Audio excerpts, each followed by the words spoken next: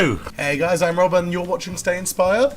Right, for this episode I wanted to do another 3D model, so I was thinking of objects to do, and one of my favourite shows is Game of Thrones, and I'm sure I'm probably not alone in this. But the thing I wanted to 3D model from Game of Thrones was Jon Snow's beautiful Valyrian steel sword, Longclaw. It's just beautiful. So, yeah, here it is. To start 3D modelling Longclaw, I started with the handguard, as it was probably the most complicated shape out of all of them. There were very specific curves and bends, and these sort of balls that hung on either side. All in all, the whole sword was a really elegant shape, and was quite simplistic, so it wasn't too challenging in terms of geometry, but it was important to get the likeness correct so that it was recognisable as Jon Snow's sword and not just any random medieval fantasy weapon.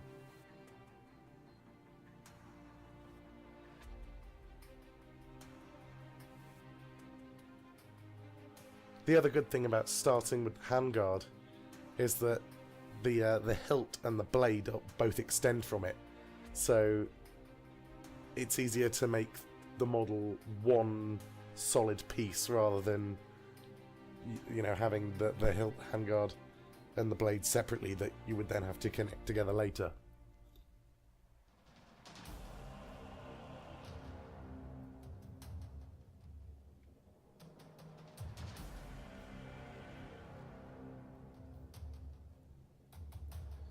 Again, I had my dual monitor set up with the reference images for the sword, so like most of my 3D models, I was just eyeballing it.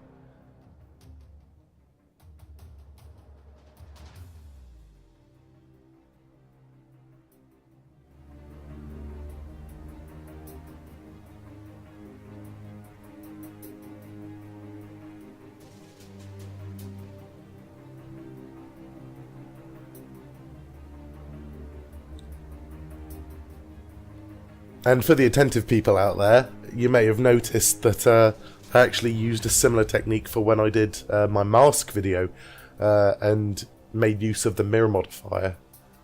Again, this was a completely symmetrical object, so it made the most sense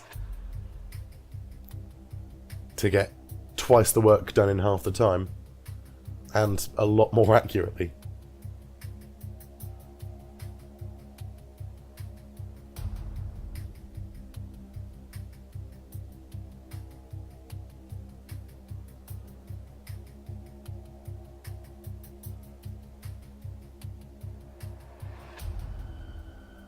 Moving up to the hilt was a little bit trickier, because it was transitioning from a sort of a square object into more of a circular object.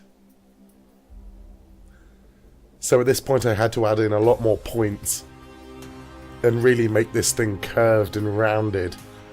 And then of course, by the time I got past that, there's the iconic wolf head as the pommel right at the top of the handle. So it was just a way of finding how to sort of blend these shapes naturally, seemingly, so they didn't look jarring or too unnatural.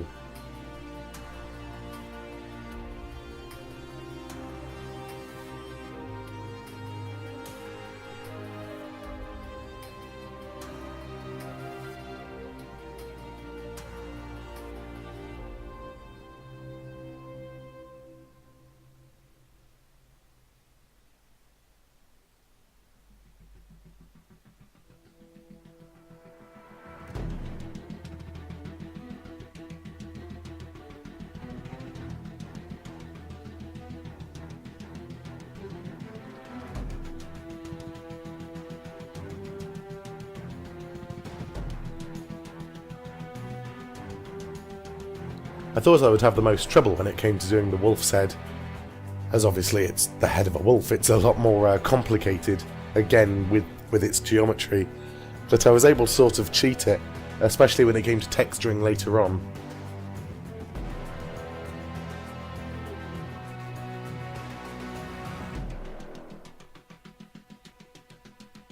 It's amazing how much effect you can create just out of a silhouette, and then bringing it to life later on with use of colour and normal maps and so on.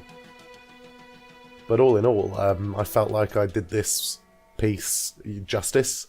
I think it's quite, or it holds the same likeness to the one in the show anyway. And all in all, it's a beautiful weapon.